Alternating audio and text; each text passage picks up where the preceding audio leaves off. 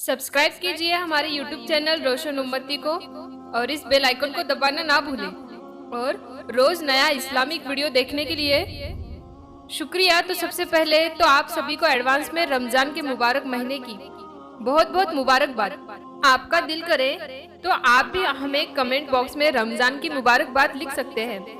आज के इस वीडियो में हम आपको 5 ऐसे लोगों के बारे में बताने वाले हैं जिनकी हर दुआ अल्लाह की बारगाह में 100% कबूल होती है।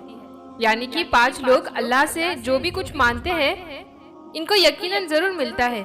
मतलब कि इनकी कोई भी दुआ अल्लाह की बारगाह में रद्द नहीं होती है। इनकी कोई भी दुआ हो अल्लाह की बारगाह में ठुकराई नहीं चाहती है। साहिल 5 लोगों की दुआ कबूल हो या फिर देरी से कबूल हो मगर होती जरूर है। कुरियर में मेरे मन से नहीं कह रही हूँ, इनके बारे में हदीस शरीफ में मौजूद है। इसलिए आज का ये वीडियो आप सभी के लिए बहुत ही खास है।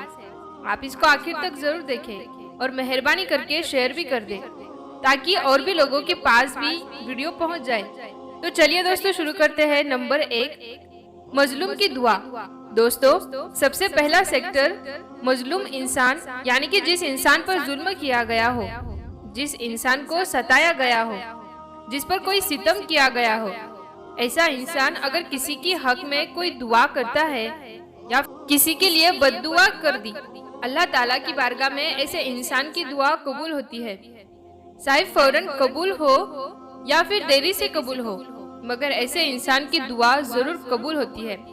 इसलिए प्यारे दोस्तों, कभी भी किसी इंसान पर कोई जुल्म सितम मत करना। अगर कभी उसके मुंह से आपके लिए कोई बद्दुआ निकल गई तो आपके साथ साथ पूरा खानदान तबाह और बर्बाद हो जाएगा। इसलिए हमेशा मजलूम इंसान की दुआ लेने की कोशिश करना। कभी भी ऐसे इंसान की बद्दुआ मत ले लेना। ये बुखारी शरीफ में मौजूद है। नंबर 2, वालिदैन की दुआ। दोस्तों दूसरे इंसान ने वालिदैन की यानी कि माँ बाप की दुआ अपने औलाद के हक में मुस्लिम शरीफ की हदीस में मौजूद है कि अगर कोई माँ बाप अपनी औलाद के हक में कोई दुआ कर देता है तो उनकी दुआ यकीनन अल्लाह की बारगाह में कबूल की जाती है। चाहे उनकी दुआ फौरन कबूल होती हो या फिर देरी से होती हो, मगर उनकी दुआ अल्लाह की बारगाह में 100% कबूल होती है। इसलिए प्यारे दोस्तों, अगर आपके माँ बाप जिंदा है, इस दुनिया में मौजूद है, तो आप जरूर उनकी दुआ लिया करें।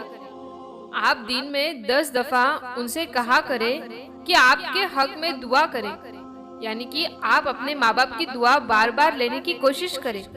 इंशाल्लाह आप कामयाब हो जाओगे। नंबर 3, मुसीबत ज़दा इंसान। दोस्तों तीसरा इंसान मुसीबत ज़दा इंसान, यानी कि जिस इंसान पर कोई मुसीबत की आफत आ गई हो। अब आपको मालूम है कि ये मुसीबत भी कई तरह की होती है।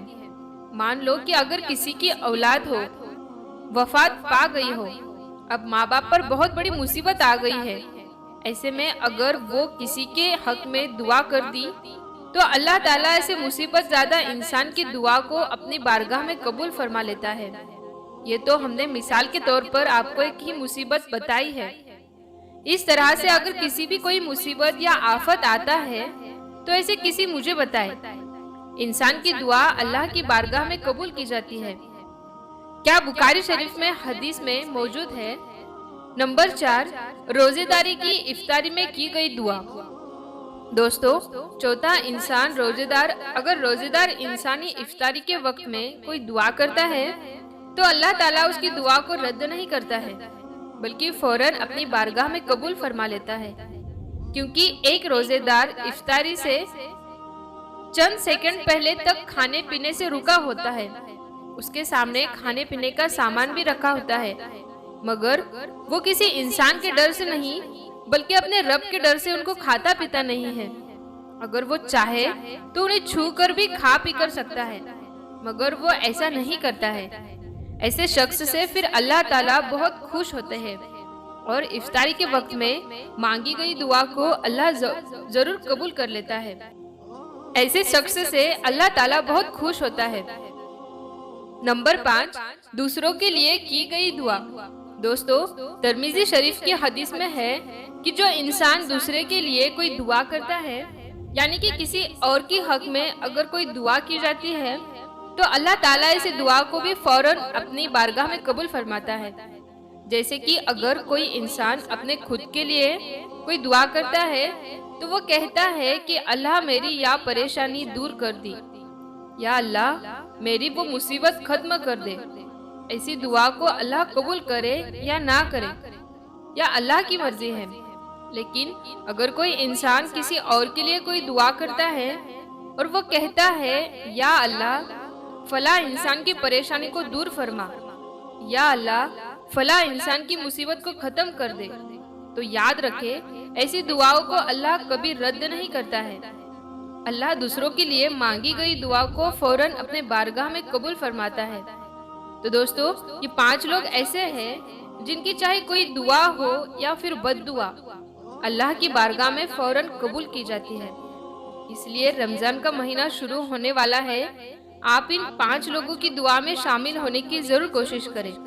इंशाल्लाह आपकी जिंदगी संवर जाएगी। अल्लाह हाफिज।